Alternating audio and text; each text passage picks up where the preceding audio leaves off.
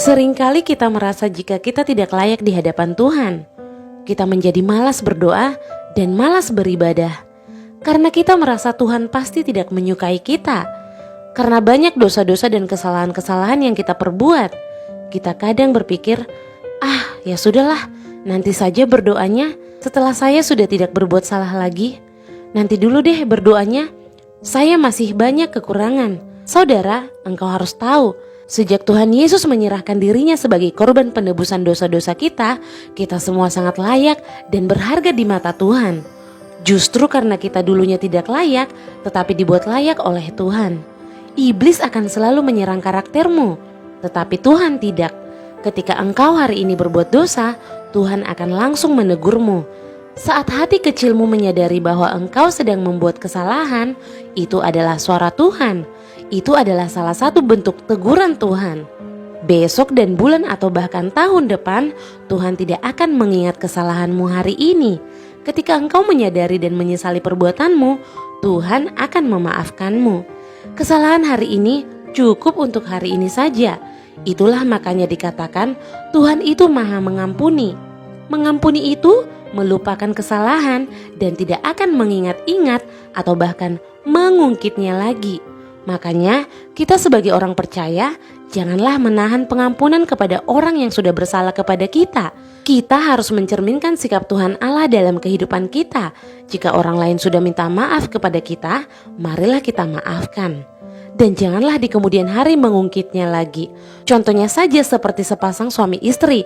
Suatu hari mereka bertengkar karena suami yang memberikan uang kepada ibunya tanpa sepengetahuan istrinya. Pada akhirnya suaminya minta maaf. Kemudian mereka berbaikan. Suatu hari mereka bertengkar lagi. Dan pertengkaran kali ini istrinya mengungkit kesalahan suaminya yang sebelumnya. Dan semakin panas hatinya karena mengingat kesalahan suaminya yang sebelumnya dan memperparah pertengkaran mereka. Nah, hal ini dan masih banyak contoh lainnya yang sering terjadi dalam kehidupan kita, yang suka mengungkit-ungkit kesalahan-kesalahan di masa lalu. Sifat yang seperti ini sebenarnya adalah sifat iblis. Karena iblis adalah penghasut yang ulung. Dia akan berbisik di telinga saudara.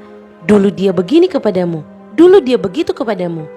Sehingga hatimu akan berpusat kepada kesalahan orang yang membuatmu semakin membencinya. Jika kita mendengarkan si iblis, maka tidak akan ada damai sejahtera. Karena iblis sukanya menyerang karaktermu. Dia akan mengingatkan dosamu saat engkau mulai berdoa, supaya engkau merasa tidak layak di hadapan Tuhan. Padahal Tuhan selalu menunggumu setiap saat. Saat engkau mulai malas berdoa, Tuhan menunggumu setiap saat. Jangan berpikir bahwa saat kita kotor, kita malas mandi. Justru karena kotorlah kita harus segera mandi, supaya cepat-cepat bersih dan wangi. Kalau engkau sudah kotor lalu malas mandi, engkau akan semakin bau. Seperti itulah dosa.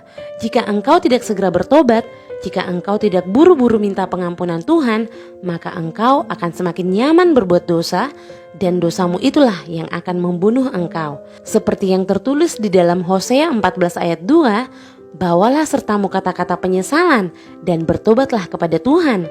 Katakanlah kepadanya, ampunilah segala kesalahan sehingga kami mendapat yang baik, maka kami akan mempersembahkan pengakuan kami. Mulai sekarang, singkirkanlah pemikiran bahwa Tuhan tidak menyukaimu.